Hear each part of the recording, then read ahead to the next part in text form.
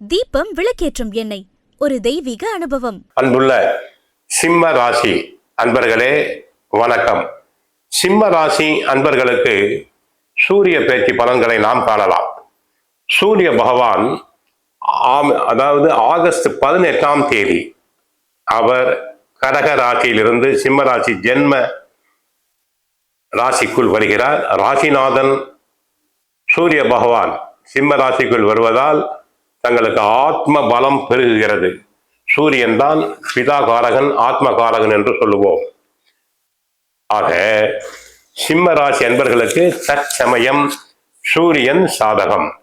ராசியில் சூரியன், புதன், கேது.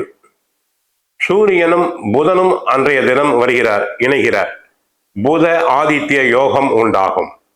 உயர் கல்வி கற்க ஆசை பெறுபவர்கள் தாராளமாக வெளி மாநிலங்கள், வெளிநாடுகளுக்கு சென்று வர வாய்ப்பு உண்டு. நல்ல உத்தியோகம் கிடைக்கும். உத்தியோகத்தில் தாங்கள் சிறப்பு பெறுவீர்கள். பிறரால் செய்ய முடியாத வேலைகளை எளிதாக செய்து முடித்து வெற்றி பெறுவீர். கேது ராசியில் இருப்பதால் ஆன்மீக பலம் பெருகும். பக்தி தொண்டு செய்வீர்கள். சூரியன் ராசியில் இருப்பதால் சில சமயங்களில் தங்களை அடக்க முடியாமல் கோபங்கள் வரலாம். இரண்டில் 3ஆம் இட சகோதர ஸ்தானமாகிய சுக்கிரன் 2ஆம் இடத்தில் நீச்சம் அடைந்திருப்பதால் சகோதர ஒற்றுமை குறையலாம். அடுத்து 7ஆம் இடத்தில் ராகு. கணவன் மனைவி இடையே சிறு சிறு உரசல்கள் வரலாம். அந்த சூரியனை ராகு பகவான் 7ஆம் பார்வையாக பார்க்கிறார். சிலருக்கு வீட்டில் தந்தையாருக்கு உடல் நல குறைவு உண்டாகலாம். சிறு நோய் என்றாலும் உடனடியாக மருத்துவரிடம் சென்று கலந்தாலோசிக்க வேண்டும். அஷ்டமத்து சனி. தற்சமயம் சனி வக்கரமடைந்திருப்பதால் இன்னும் 4 மாதங்களுக்கு தங்களுக்கு எந்த பிரச்சனையும் இல்லை. சனியினால் தொல்லைகள் தங்களுக்கு கிடையாது. தொழில் வளர்ச்சி நன்றாக இருக்கும். வியாபாரிகளுக்கு ஓரளவு லாபம் காண்பீர்கள். லாபஸ்தானத்தில் செவ்வாய். ரியல் எஸ்டேட் துறை அன்பர்களுக்கு லாபம் பெருகும். வீடு மனை வாங்கலாம், விற்கலாம். என்றைக்கோ வாங்கி போட்ட இடத்தினை நல்ல விலைக்கு விற்பீர்கள். விரய ராசியில் குரு இருக்கிறார். ஏதாவது ஒரு செலவு வந்து தங்களை தொந்தரவு செய்து கொண்டே இருக்கும்.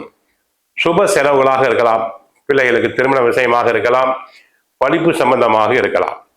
ஆக சிம்ம ராசி என்பவர்களுக்கு குடும்பத்தை பொறுத்தவரை பண வரவுகள் பரவாயில்லாமல் இருக்கும். ஆனால் கணவன் மனைவி ஒற்றுமை தேவை. பொருளாதாரத்தில் ஓரளவு உயர்வு காண்பீர்கள். ராசிநாதன் ராசியிலேயே இருப்பதால் தங்களுடைய மனோபலம், ஆத்ம பலம் அனைத்தும் பெருகுகிறது. உத்தியோகத்தில் சிறப்பு பெறுவீர். உழைப்பு அதிகமாக இருக்கும். நல்ல பெயரும் எடுப்பீர்கள். பிறரால் முடிக்க முடியாத வேலைகளை நன்றாக சிறப்பாக செய்து புகழ் பெறுவீர். அரசியல் துறை அன்பர்களுக்கு எம்எல்ஏ, எம்பிஸ் போன்றவருக்கு நல்ல பெயர் கிடைக்கும். புகழ் செல்வாக்கு ஓங்கும். தங்களின் ஆலோசனைகள் ஏற்கப்படும். புது அரசியல் கட்சியில் சேர விரும்புபவர்கள் தாராளமாக சேரலாம். தங்களுக்கு எதிர்பார்த்த நல்ல வாய்ப்புகள் கிடைக்கும். மருத்துவர்களுக்கு கைராசியான டாக்டர்ஸ் என பெயர் பெறுவீர்கள்.